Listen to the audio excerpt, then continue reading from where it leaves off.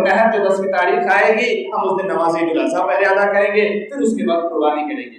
قربانی کے لیے جو صاحب حیثیت ہیں، جو مالدار ہیں، ان کے اوپر قربانی واجب ہے، انہیں قربانی ادا کرنا ہے، چاہے وہ اپنا ایک چھوٹا جانور لے کر قربانی ادا کرے، چاہے بڑے جانور میں حصہ لے کر کے قربانی کرے، لیکن قربانی ہے ادا کرنی ہے۔ قربانی کے تعلق سے دو چار مشہور مسائل، لیکن اس میں جو کچھ باتیں آ گئی ہے اس تعلق سے میں کچھ مسائل عرض کر رہا ہوں، صرف آپ غور کریں۔ ایک یہ کہ قربانی کے دنوں میں قربانی کرنا یہی سب سے افضل اور سب سے بہتر عمل ہے، اور یہ حدیث سے ثابت ہے، حدیث میں کھلے طور پہ لکھی ہے، من احرام تب قربانی کرنا، خون کا بہانا، یہ سب سے زیادہ افضل اور پسندیدہ عمل ہے ان دنوں میں۔ ان دنوں میں قربانی کے پیسے کو بچا کر کے، روک کر کے کوئی اور دوسرا کام کرنا کہ اس سے ثواب ملے گا، یہ درست نہیں ہے، یہ سمجھیں۔ آج کل یہ فلسفہ بہت چل رہا ہے، لوگ آج کل یہ بات سمجھا رہے ہیں قربانی میں پیسے برباد کرنے کی کیا ضرورت ہے، اس پیسے کو صدقہ کر دیجئے، اس پیسے کو فلانی جگہ دے دیجئے، فلانے فنڈ میں دے دیجئے۔ یہ بیکار کی باتیں ہیں، یہ دین کو اور شریعت کو اور آپ کے ایمان کو خراب کرنے کی باتیں ہیں، یہ اس سے آپ کو ثواب نہیں ملے گا، چونکہ یہ حدیث سے پورے طور پہ ثابت ہے کہ قربانی کرنا ہی یہ افضل اور بہتر ہے، تو اس کو آپ کو کرنا ضروری ہے۔ بعض لوگ یہ سمجھتے ہیں قربانی کے تعلق سے کہ گھر کے ایک فرد کی طرف سے اگر ہم قربانی کر دیں تو قربانی ادا ہو جائے، یہ بات ٹھیک نہیں ہے۔ گھر میں 10 بیٹا ہے، 10 افراد رہنے والے ہیں، بیٹا بھی ہے، بہو بھی ہے، دیگر لوگ بھی ہیں، سب پیسہ کما رہا ہے، سب کے اپنے اکاؤنٹ ہیں، سب کا ٹرانزیکشن ہو رہا ہے، سب صاحب حیثیت ہے، اور جب قربانی کی بات آئی ایک کی طرف سے کر دیجیے قربانی ادا ہو جائے گی، یہ بات ٹھیک نہیں ہے۔ احناف کے نزدیک، حنفیہ کے نزدیک جس پر بھی قربانی واجب ہے وہ سب کو قربانی ادا کرنا پڑے گا۔ قربانی واجب مختاروں کی طرف سے تب ادا ہوگی، کسی ایک فرد واحد کی طرف سے قربانی ادا نہیں ہوگی، یہ بات سمجھ میں رہنی چاہیے۔ ہر کام کے لیے ہر کوئی مالک ہے، لیکن دین کے لیے اور جب بات قربانی کے لیے آتی ہے تو پھر کسی ایک کی طرف سے کر دیا اور کہتے ہیں کہ ہو گیا، یہ بات صحیح نہیں ہے، یہ درست نہیں ہے۔ اس مسئلے میں لوگ ڈنڈے مارتے ہیں، ابا کے نام سے ہوا ہے، تو ابا کہتا ہے ہمارا تو کچھ ہے نہیں، تو بیٹا کے نام سے ہوا ہے، ہمارا تو کچھ ہے نہیں، کہیں آپ کے نام سے تو کچھ نہیں ہے، فلانی زمین ابھی بیٹا کو رجسٹری نہیں کی، کر دیجیے مسجد کو، کر دیجیے اللہ کو، کر دیجیے کسی ادارے کو، دے دیجیے مجھے، پھر دیکھیں کیسے روح نکل جاتی ہے اسی ادارے اس کے لیے۔ تو اللہ کی تمام دی ہوئی دولت اور نعمت یہ اس کی ہے، اور اللہ کے راستے میں جب خرچ کرنے کی بات آپ میرا کیا ہو تو بچہ سکتا ہے، اور بچہ سب اتنا بے غیرت بے حمیت ہے، باپ کی جگہ میرا جملہ ایسی ہے کہ وہ کروڑوں کا لے کر کے بیٹھا ہے، لیکن اس باپ کی طرف سے 2 4 5 ہزار روپے کا ایک حصہ قربانی نہیں کر رہا۔ یہ ہماری رہتی زندگی کی حقیقت ہے، ہم کیا منہ دکھائیں گے اللہ کو، یہ ہماری اولادیں کیا منہ دکھائیں گے، اس بات کو سمجھے۔ تو مسئلے کو پورے طور پہ سمجھ کر کے اور پھر اس میں عمل کرے۔ ہوتا کیا ہے اس ایک حصے میں بھی کہ ایک حصہ ہے کبھی باپ کے نام سے ہو گیا، کبھی بیٹا کے نام سے ہو گیا، کبھی ماں کے نام سے ہو گیا، کبھی شوہر کے نام سے، کبھی بیٹی کے نام سے، مطلب قربانی کو ہم نے کھیل بنا دیا، قربانی نہیں رہ گئی، یہ کھیل ہو گیا۔ بھائی قربانی واجب کس پر ہے؟ باپ پر واجب ہے، بیٹا پر واجب ہے، بہو پر واجب ہے، بیٹی پر واجب ہے، جس پر واجب ہے اس کی طرف سے کیجئے، یہ مسئلہ ہے، یہ دین ہے، یہ شریعت ہے، یہ قربانی سب پر واجب ہے، سب کی طرف سے کیجئے، نہیں واجب ہے مت کیجئے، لیکن ایک حصہ لے کر کے یہ دین کا ڈھونگ اور مذاق اور کھلواڑ بنانا یہ اچھی بات نہیں ہے۔ مسئلے کو سمجھ کر کے کام کیجئے۔ آج بہت ساری پریشانی ہم نے اپنے خود ساختہ مسئلے جو بنا لیے نا اس کی وجہ سے کھڑے ہو گئے، اس کو سمجھنے کی ضرورت ہے۔ کبھی ایسا ہوتا ہے بڑا نازک اور بڑا اہم مسئلہ بیان کر رہا ہوں، بڑے غور سے سمجھیے گا، یہ تو ہر کسی کے ساتھ ہے۔ کبھی ایسا ہوتا ہے کہ ایک شخص صاحب نصاب ہوتا ہے، وہ مالدار ہوتا ہے، اس پر قربانی واجب ہے، سب چیز ہے، لیکن اس کے پاس نقد رقم نہیں، اس کے پاس نقد رقم نہیں۔ بہت غور سے 2 4 5 کان کھول کے سمجھے اس مسئلے کو۔ کہتا ہے سر کیا کرے پیسے ہی نہیں، اس کے پاس سونا ہے، چاندی ہے، مال تجارت ہے، سب کچھ ہے، جس کی وجہ سے وہ صاحب نصاب بنا اور صاحب نصاب ہے، قربانی کرنے کے لیے اس کے پاس پیسے نہیں ہیں۔ اگر کسی کے پاس حقیقت میں پیسے نہیں ہیں تو میں اس کا مسئلہ بیان کر رہا ہوں، لیکن جو جھوٹ بولتے ہیں، جو ڈھونگ کرتے ہیں، وہ اس سے الگ ہے۔ کسی کے پاس حقیقت میں اگر پیسے نہیں ہیں تو پھر وہ یہ سمجھ لے کہ یا تو شریعت یہ کہتی ہے کہ آپ اپنی تجارت کو، آپ اپنے مال کو، آپ اپنے چیز کو، آپ اپنے سونے چاندی کو بیچیے اور بیچ کر یہ قربانی کیجیے، شریعت کے حق کو ادا کیجیے، اور اس وقت تک بیچتے رہیے جب تک وہ آپ کے نصاب سے نیچے نہیں آ جائے۔ جب نصاب کے نیچے آ گیا آپ پر نہ فطر واجب ہے، نہ زکات واجب ہے، نہ قربانی واجب ہے، پھر رکھیے اور کھائیے پیجیے مستی کیجیے۔ اگر نصاب تک پہنچ گئے ہیں اور نصاب تک مال ہے یا اس کے اوپر جا رہا ہے تو دین کو اور شریعت کو اور اللہ کے احکام کو پورا کرنا پڑے گا. اس میں ڈنڈی بازی مارنے سے کام نہیں چلے گا. اس کو سمجھیے یہ مسئلہ ہے. اسی طریقے سے جو بھی چیز ہے. اچھا اب اسی میں اگلا مسئلہ ایڈ کر لیجیے. بیچ کر کے یا تو نصاب سے لائیے یا نہیں تو قرض لے کر کے قربانی ادا کیجیے. اگر آپ کو وہ سونا چاندی بچانا ہے, اگر وہ تجارت بچانی ہے, اگر وہ پراپرٹی بچانا ہے تو قرض لے کر کے قربانی ادا کیجیے. یہ شریعت کا حق. آپ تحقیق کر سکتے ہیں. یہ بھی قرض کے نام پہ ایک عجیب و غریب وبا محلے میں پھیلائی گئی, معاشرے میں پھیلائی گئی کہ ہم پر تو قرض ہے, ہم قربانی نہیں کر سکتے. اب میں اس کو بارہ سمجھا چکا ہوں کہ ہمارے قرض کون سے ہیں اور شریعت قرض کس کو کہتی ہے. میں یہ کہتا ہوں کہ ہر کام کو کرنے کے لیے ہم قرض لے رہے ہیں اور لے سکتے ہیں.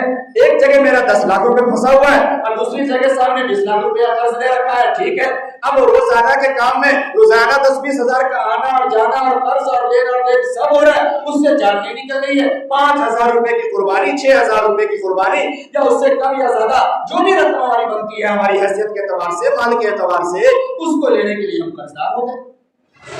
ہم قربانی نہیں کر سکتے. یہ غلط ہے. جیسے ہر قرض کے ساتھ ہماری زندگی چل رہی ہے, اللہ کے احکام کو بھی قرض لے کر کے پورا کیجیے اور پورا کرنا پڑے گا. اور میں ایک بات اور پریکٹیکل آپ کو بتا دوں, جو لوگ اس طریقے کا جھوٹ بولتے ہیں نا یا دھوکہ کرتے ہیں نا کہ میرے اوپر قرض ہے یا تنگی ہے یا پریشانی ہے اور اللہ کے احکام کو پورا نہیں کرتے ہیں, پھر ایسے لوگ پورے سال پریشان ہیں.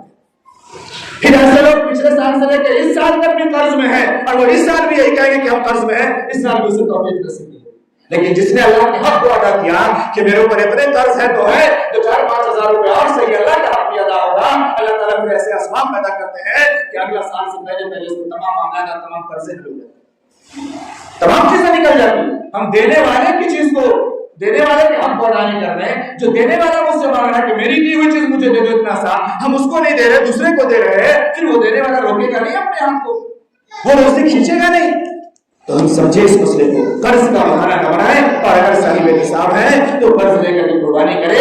5-10 ہزار روپے اور قرض ہو جائے گا تو اس کی وجہ سے ہماری جان نہیں چلی جائے گی. اسی طریقے سے اب ہم صاحب حیثیت ہے, مالدار ہیں, ہم قربانی ادا کر رہے ہیں. اپنی قربانی ادا کرنے کے بعد میں پہلے اس کو بتایا وضاحت سے کہ جس پر واجب ہے اس کی طرف سے اپنی قربانی ادا کرنے کے بعد اب اپنے عزیز مرحومین کی طرف سے, باپ کی طرف سے, دادا کی طرف سے, جو بھی ہمارے رشتہ دار ہیں ان کی طرف سے قربانی ادا کرنی ہے. تو اب ہم ان کی طرف سے قربانی ادا کریں گے پہلے اپنی ادا کرنے کے بعد. یہ مسئلہ میں پیچھے کہہ چکا ہوں, سمجھ دھیان رکھیے گا. ہمارے یہاں یہ ہوتا ہے کہ ہم اپنی ہی ادا نہیں کرتے ہیں تو مرحومین کی طرف سے کیا ادا کریں گے, یہ بات بھی صحیح. اب اس میں ایک اگلا پوائنٹ آپ نوٹ کیجیے, بڑی گہرائی سے بیان کر رہا ہوں. اگلا پوائنٹ نوٹ کیجیے. اب ہمارے یہاں ایک اور مسئلہ کئی سالوں سے دیکھ رہے ہیں کہ جو لوگ اچھے ہیں, اللہ نے انہیں کچھ دیا ہے, تھوڑا صاحب حیثیت کہلاتے ہیں, ان کے یہاں یہ ہوتا ہے کہ وہ اپنی قربانی کرتے ہیں, جن کا قربانی ہے وہ کرتے, پھر اس کے بعد جو دودھ پیا بچہ ہے نا گود میں, یا 2 سال 4 سال کا جو ایک لوٹا ہے یا دنیا کو ابھی ہے یا زیادہ تو ہے ہی نہیں, ہوتے بھی نہیں ایسے لوگوں کے پاس زیادہ, تو وہ ان بچوں کی قربانی کرواتے ہیں. مسئلہ یہ ہے کہ اگر آپ کا نابالغ بچہ مالدار بھی ہے تب بھی اس کے اوپر قربانی نہیں ہے, اور نہ اس کے مال میں سے قربانی ہے اگر وہ مالدار بھی ہے تب بھی. تو ہمارے یہاں یہ فیشن چل پڑا ہے, نام و نمود کا, اپنے واہوائی کا یہ طریقہ چل پڑا ہے کہ ہم دودھ پیا بچوں کا, چھوٹے بچوں کا, کہ وہ میرا بچہ ہے نا, مجھے شوق ہے, مجھے محبت ہے, مجھے دکھلانا ہے کہ میرے پاس کچھ ہے, لیکن میرا جو باپ مر گیا, جو کروڑوں کا دے کر کے گیا, اس کی کوئی فکر نہیں. سمجھ میں آ رہی ہے میرا جملہ؟ بڑا سیدھا سیدھا ہوتا ہے. جس مرحومین کی طرف سے کرنے کا حق ہے کہ اس مرحوم کو بھی اتنا بڑا ثواب مل جائے کہ زمین پر قطرہ گرنے سے پہلے اللہ قبول کر لے, اللہ مغفرت فرما دے, اللہ ہر بار کے برابر ثواب دے دے, اللہ ہر سو فقول کے برابر ثواب دے دے. ہم کو اپنے ایسے مرحومین سے کوئی محبت نہیں, کوئی محبت نہیں. اگر ہوتی تو ہم کرتے, لیکن اپنی جو اولاد ہوئی ہے اس سے ہمیں محبت ہے, ہم اس کے نام کی قربانی کر رہے ہیں. یہ بیکار کی بات ہے, یہ فضولیات ہے, یہ رسم ہے. ہم وہ کریں جو کرنے کی چیز ہے. کسی کی وفات پہ ہم کرنا چاہیں تو ہم کریں تاکہ انہیں ثواب ملے. اسی طریقے سے یہ ہوتا ہے کہ جب ہم ذبح کرنے کا مسئلہ آتا ہے اس وقت میں بھی بہت ساری چیزوں کو ہم لاپرواہی سے نکال دیتے ہیں. میں انشاءاللہ اس پہ اگلے ہفتے بات کروں گا اور پھر آخری وقت میں بات کروں گا تاکہ مسئلہ یاد رہے آپ کو.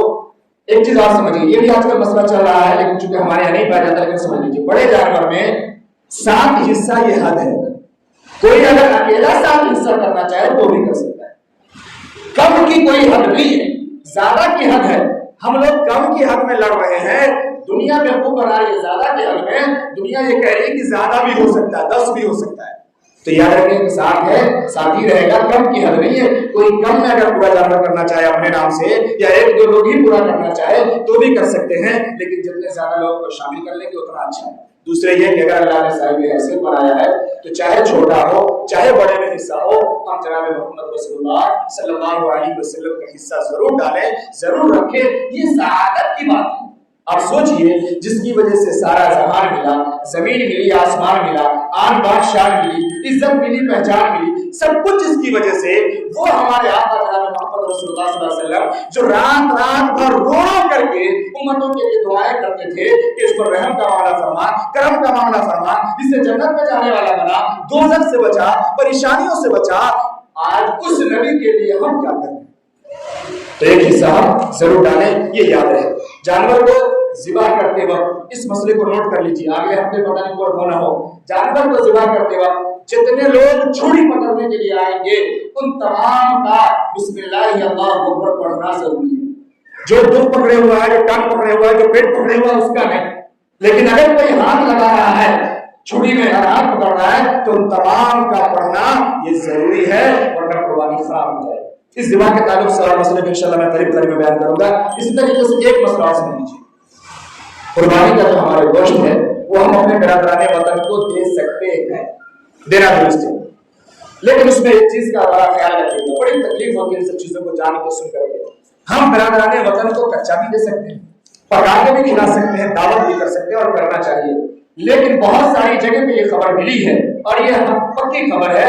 होता यह है कि उस दिन की शाम को अमूमन बड़े लोग तो शामिल नहीं होते, छोटे जो छोटा माल हमारे यहाँ होता है ना, बकरा खसीस में, वो क्या होता है कि फिर ऐसे लोगों के घर पे ना शाम को गैरों की पार्टी होती है, बिरादराने वतन की पार्टी होती है। फिर इसमें हमारी कुर्बानी के जानवर का कबाब होता है, और इन तमाम के हाथों में शराब होती है। बात समझ में आ रही है? ये उड़ाने के लिए ये हकीकत बात है, सोचने वाली बात है। एक तरफ हमने हलाल किया है, माल भी हलाल है, हमारा अमल भी हलाल है, ये हमारी इबादत है, और फिर इसको शाम होते होते हराम के साथ जोड़ देते हैं, और हराम के साथ उनको खिला देते और पिला देते हैं, और खुद भी खा लेते और पी लेते हैं। ये बड़ी गलत बात है, बहुत गलत चीज है। पता नहीं हम अल्लाह को क्या जवाब दे पाएंगे कि सुबह हमने क्या किया है और शाम में क्या किया है। इसलिए अगर किसी के बारे में मालूम है कि वो हमारी इस चीज को इज्जत से नहीं लेगा और इज्जत से बता के नहीं खाएगा, गलत में इस्तेमाल करेगा, तो ऐसे लोगों से आप हाथ पांव के माजरत कर ले, कोई बहाना कर दे कि भाई मोहल्ला बड़ा है, रिश्तेदार बड़े हैं, नहीं बच पाया, तुम्हारी पार्टी फिर कभी कर देंगे हम, लेकिन ना तो अपने यहाँ उसको बुलाए और ना उसके यहाँ जाए। दुआ करें अल्लाह रब्बुल इज्जत हम तमाम के दिलों को पाक और साफ फरमाए। अल्लाह ताला ने हमें वुसअत अता फरमाई है, तो हम कुर्बानी दिल खोल करके अदा करें और अच्छी कुर्बानी करें। अल्लाह ताला हम तमाम को समझ अता फरमाए, जिनकी सुन्नत बाकी है वो अदा करें।